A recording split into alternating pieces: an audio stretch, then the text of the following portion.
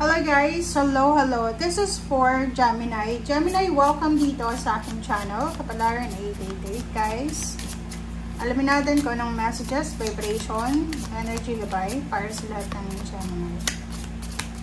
Please connect your intuition sa lahat ng messages. Okay. Wait lang guys. So, Gemini.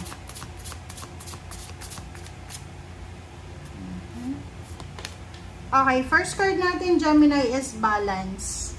Balance card. Harmony with nature is key. Connect with the elements for balance and wisdom. So, sinasabi ng bira sa'yo, Gemini, na kung medyo stress ka, kung medyo lang, ngayong linggo, kung na-stress ka, nape-pressure ka, nag-aalala ka, sinasabi ng barahan na mas maganda na you spend time with the nature, di ba? Yung maglakad-lakad tayo sa dagat, sa tubig, mag-grounding ka, yakapin mo yung puno, make sure lang na wala siyang mga makakating insects, di ba? So, sinasabi ng baraha, the harmony and balance ay posibleng mahahanap mo siya by connecting with the elements or sa nature. Yung pinaka libre na magagawa natin is yun. Kung nasa province ka, take advantage ng nature, ng tubig, ng lawa, ng ilog, ng dagat, ng bukid, ng mountain. Kasi kung nasa city, mahirap hanapin. Ang makukuha mo lang is sunlight, diba?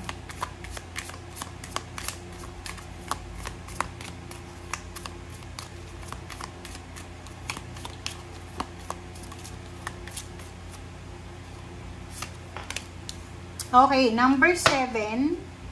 Number 10, 10 of Hearts. So, dito sinasabi ng bara sa'yo na isang napakasaya na okasyon ang posibleng naghihintay sa'yo. Celebration. Celebration of success. Kumbaga, hindi mo kailangan na mag-panic. Hindi mo kailangan na magalit. Hindi mo kailangan na mag-alala. Kasi there's incoming, there's a, parang ano siya nakatadhana, nakadestiny na darating sa'yo na pwedeng magdala sa'yo ng sobra-sobrang ligaya, long-lasting happiness. Parang ganun. Congratulations sa inyo lahat. Alright. Gemini.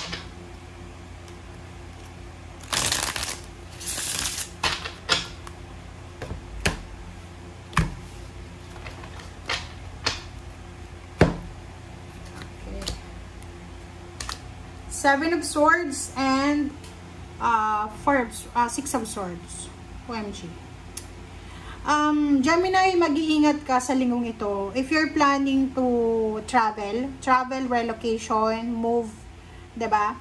Or parang balak mo bang mag-apply ng mataas na posisyon, like promotion. Mag-iingat ka kasi napapaligiran ka, Gemini, ng mga tao na masasama ang budhi. Kumbaga, yung mga taong ito ay hindi sila masaya sa success na tinatamasa mo. Okay, Queen of Swords and Page of Swords. Mag-iingat talaga tayo kasi yung direksyon na tinatahak mo sa ngayon ay posibleng makatagpo ka ng mga masasamang tao. Ang pinakamaganda mong magagawa sa ngayon is siguro bago tayo makipag-commit, mapa-relationship man yan, trabaho, bago ka pumirma, bago ka makipag-deal, kailangan mo munang pag-aralan na mabuti. Pag-aralan mo siya, and mag-research ka. Relationship, babae ka man o lalaki, ang pinaka-visible dito, mag-iingat tayo sa bagong relationship. Ingat-ingat kayo guys, ha. Okay? Four of Cups, may naghihintay sa'yo or ikaw yung naghihintay. Love life ba yan or trabaho? So, eto ay balita. So, naghihintay ka ng balita regarding sa relationship or regarding sa trabaho. Comment down below. Or maybe you're waiting for a confirmation. Exam, interview. And, wag kang masyadong magpanic, wag kang masyadong mag-alala. Kasi masisira yung health mo na yan, 'di ba? Sinasabi ng baraha dito na maging excited tayo sa araw-araw. Okay, huwag kang mag-aalala kasi pag masyado kang nag-aalala, nagpapanik ka, magiging aggressive ka. Oh, wow.